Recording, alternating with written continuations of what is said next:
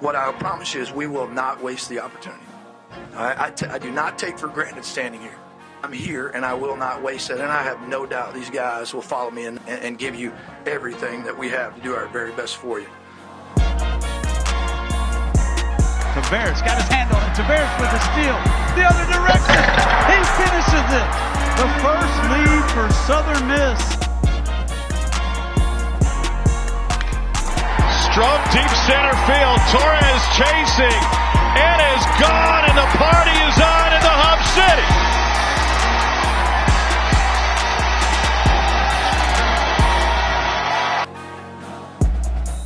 Hey, Golden Eagle fans, I'm Southern Miss Stadium announcer Jackson Walker, and you're listening to Nasty Bunch and Beyond. How's it going, everybody? Welcome in to another episode of Nasty Bunch and Beyond podcast. I'm your host, Dalton Trigg. Nasty Bunch and Beyond is part of the Southern Miss Golden Eagles on SI network. And shout out to all of our partners, To the Top Collective, Shantyman Premium Jerky, and To the Top Merch. Today we have a very special guest, a guy that really doesn't need an introduction for Southern Miss baseball fans, but he was the second baseman for the Golden Eagles. He hit the ground running as a freshman in 2023, had an outstanding freshman year, the year the Golden Eagles went into Auburn, won that Auburn Regional. And then in his third year before he went pro, had 21 homers, finished with 37 overall for his 3-year career at Southern Miss. It's Nick Monistere. Nick, how you doing, man? What's up? Good. How you doing? I'm doing pretty good. It's it hasn't been quite as hot down here in South Mississippi the last few days. It's actually dipped below 90 a few times, so that's been nice. But you know, it's been pretty brutal over the last few weeks. But hey, we're getting there. Maybe we'll have some good fall weather here pretty soon. But how are you doing? I mean, where are you currently at? What's the weather like where you're at? I'm good. I'm in Frederick, Maryland right now. It's about 82 degrees right now. So that's awesome. We're up in the mountains. It's been pretty nice. I can't lie. Prime baseball weather. So oh yeah. Well, I guess we'll get started and just kind of talk about your journey so far since you left Southern Miss. We'll kind of, swing back around and talk about some more Southern Miss specific stuff as this goes on. But just overall, since you got drafted by the Astros in 2025, last year, how has your journey been? I mean, what's currently going on with you in your pro journey? Yeah, it's been fun.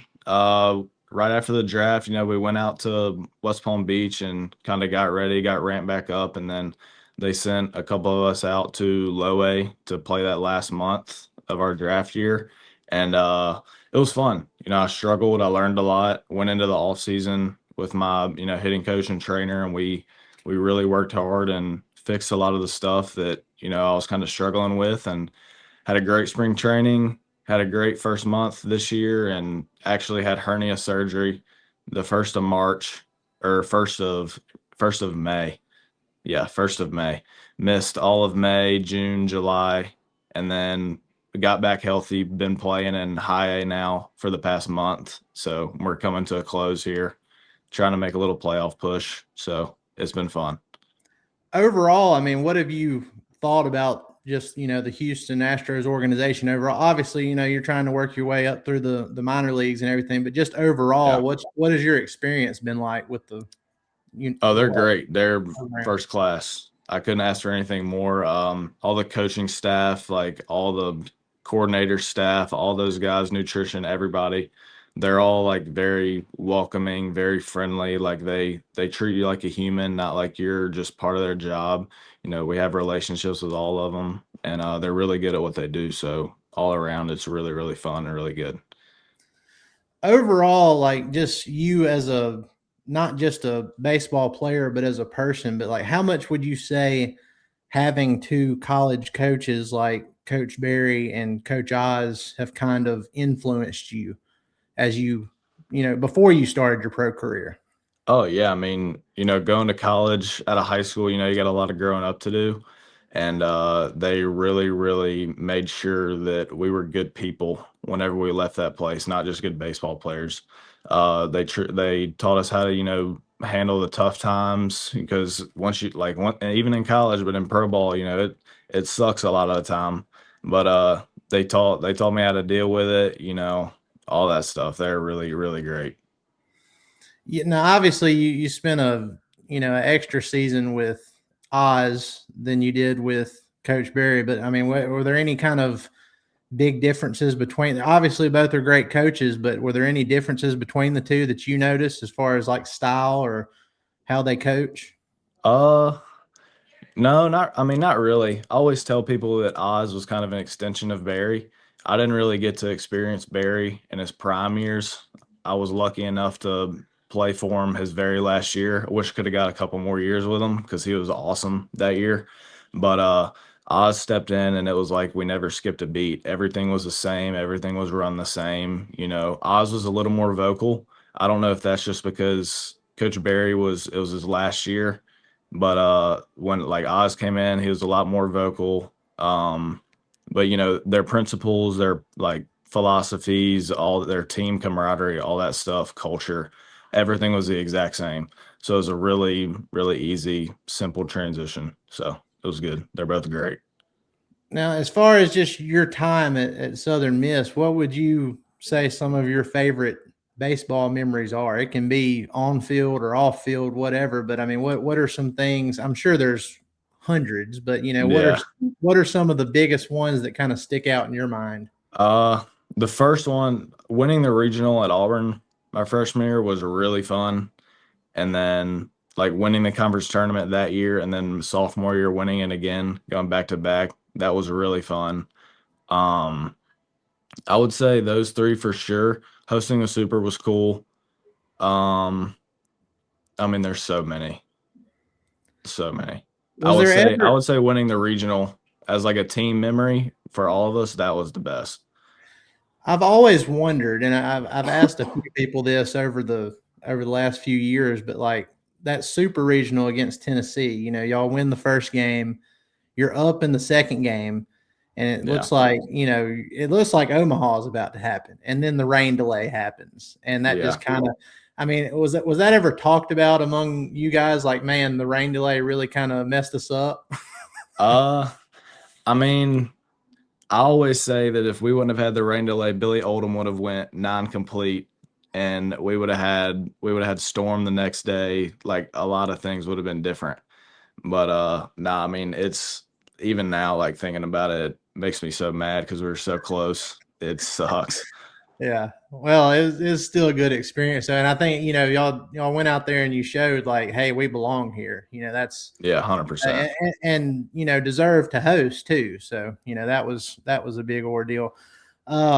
So just let's talk about this year's team. Obviously you're busy and you've got your own stuff going on your pro journey, but the Southern Miss baseball team, they had a big off season, lost some key seniors, lost Bull, lost, Joey Urban, Colby Allen, a lot of key seniors. And, but they brought in, I mean, the transfer portal class they had was just outstanding in my opinion. And then you've got 7 of the 12 Mississippi Dandy Dozen players coming in for 2027. So, extremely talented freshman class, good transfer portal, and then not to mention you've got some key guys returning too. Seth Smith and there's just several guys coming back. All 3 of your starting pitchers. So overall, I mean, what do you think about this upcoming season for Southern Miss baseball? And are there any particular additions or any guys that you're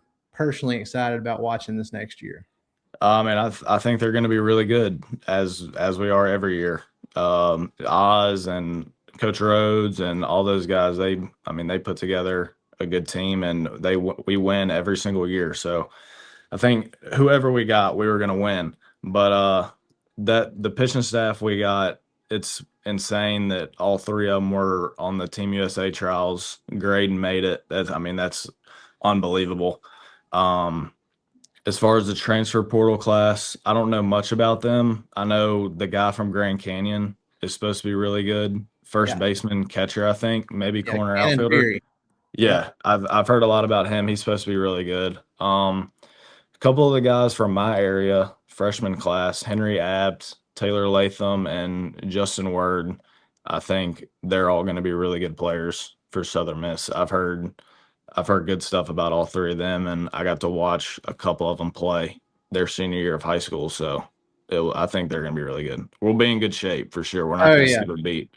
Yeah, I think this is one of those years where, and I've talked to people about this specifically. You know, there's some years where it's like, okay, the freshman class may take a year or so to, you know, get their feet wet before they're really truly able to compete.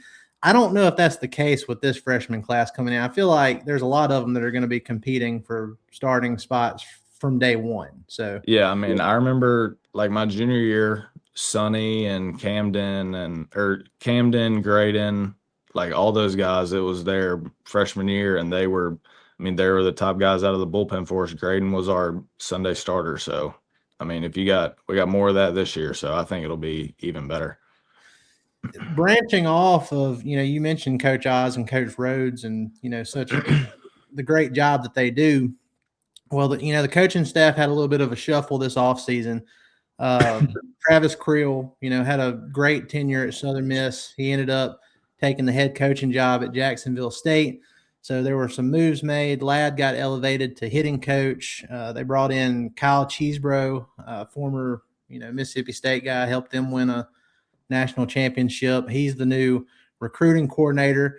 And then a guy you're familiar with, you know, Dustin Dixon, he is back with the program, and he's going to be in a player development role. So what do you think about those three staff additions or promotions, I guess, just talking with Rhodes, but those three guys, I mean, how do you think that's going to play a factor in this coming season and beyond that? Yeah, I mean, it didn't really affect me much, but like Creel leaving I was shocked. I didn't see that coming. We're really close. He's my guy. He helped me a ton whenever I was at Southern Miss. So, but seeing him getting the head coach job is unbelievable. And I've talked to him a lot, and he's really excited. So pumped for him. But yeah, Coach Rhodes, he'll do a great job. He helped me a lot while I was there too. He's got good feel. He knows what he's doing. He knows how to talk, and he knows how to like get to you when he needs to get to you, all that good stuff. Don't really know a lot about Cheeseboro, but you know, talking to Dustin, he says he's the man and he's really good. So I've got all the confidence in that. And then the whole Dustin thing, being the player development role is so crazy. Like we're still really close. We talk every day. So I was right there when all that stuff was going on. And it was just like insane how that all unraveled and came together. But he's super pumped. He's happy. He's doing what he loves. So it'll be really good.